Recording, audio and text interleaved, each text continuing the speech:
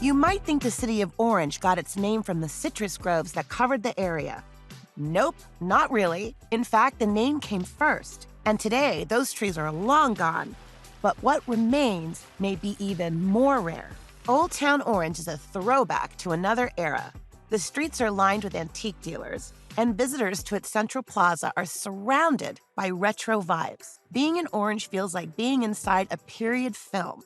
And that's probably why Hollywood loves it too. Many people know of this location in Southern California from the 1996 film That Thing You Do, directed by Tom Hanks. In fact, I'm standing right underneath Watson's Soda Cafe, which is also a location in the film. But there is so much more here. There's vintage treasures all over, and I'm gonna show you some of them. Let's go. My first stop had to be Mr. C's record store. I love the store already. You can just smell the vinyl. Mr. C's looks like a Hall of Fame museum. The walls lined with rare gems. In an era where almost everything is available online, this place offers something else, the thrill of discovery. Everybody said a used record store, but then we've been here 41 years. When I walk in here, I get the sense that I've walked back in time a little bit. You don't have a computer. No. You're not online. No. You don't have Facebook or Instagram. Nothing. So how does the word travel about Word Mr. of C's? mouth. Mrs. Caldwell has been here for more than 40 years, even landing a brief acting role along the way. I watched That Thing You Do last night, one of my favorite movies, and you're in it. So tell me about that experience when they shot here in Orange County. Tom Hanks was wonderful. They made me a SAG member, and we ate with Tom Hanks. It was an experience. On my way out, I quickly peeked down at the M section, and guess who I found? Oh, Helen, you have my dad here. Oh my gosh, look at that.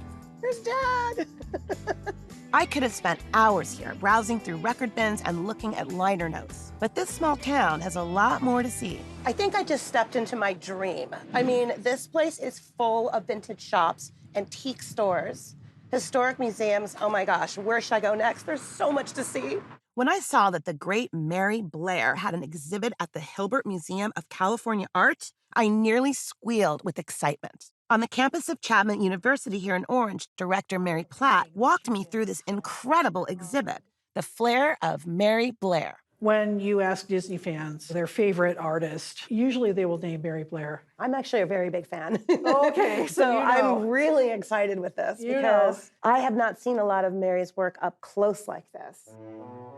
Whether or not you know her name, we all know her work. The iconic images from Cinderella, Peter Pan, Alice in Wonderland, none of it would exist in the same way without Mary Blair. She also played a major role in one of the greatest theme park rides of all time.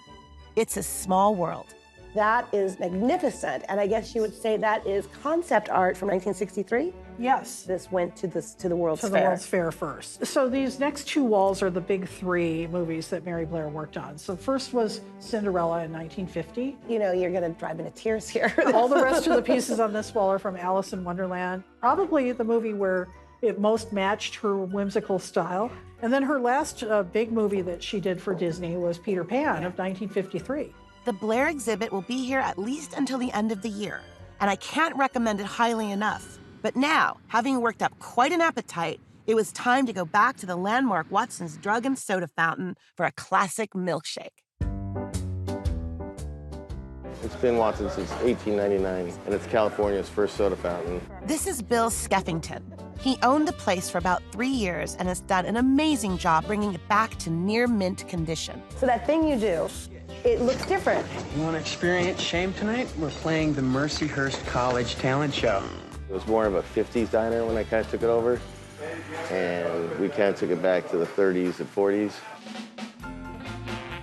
Tell me about some of the yummy, tasty items on this menu. It's got all kinds of stuff. You got one coming. I do? You What is do. it?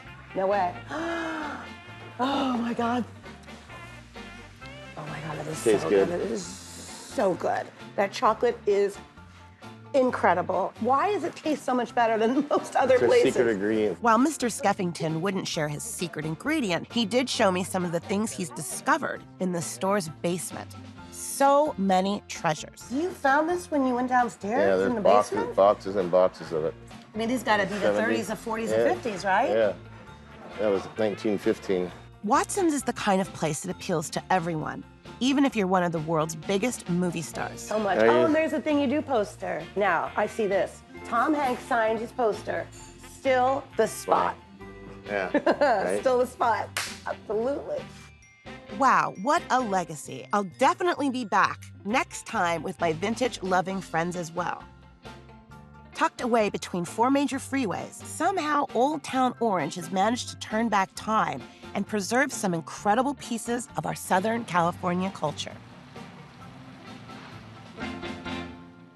Alison Martino for us. Alison, thank you so much for that. And if you want to check out the live camera stream from Town Square or even find out about events in Orange, go to cityoforange.org. The SoCal Scene is coming right back.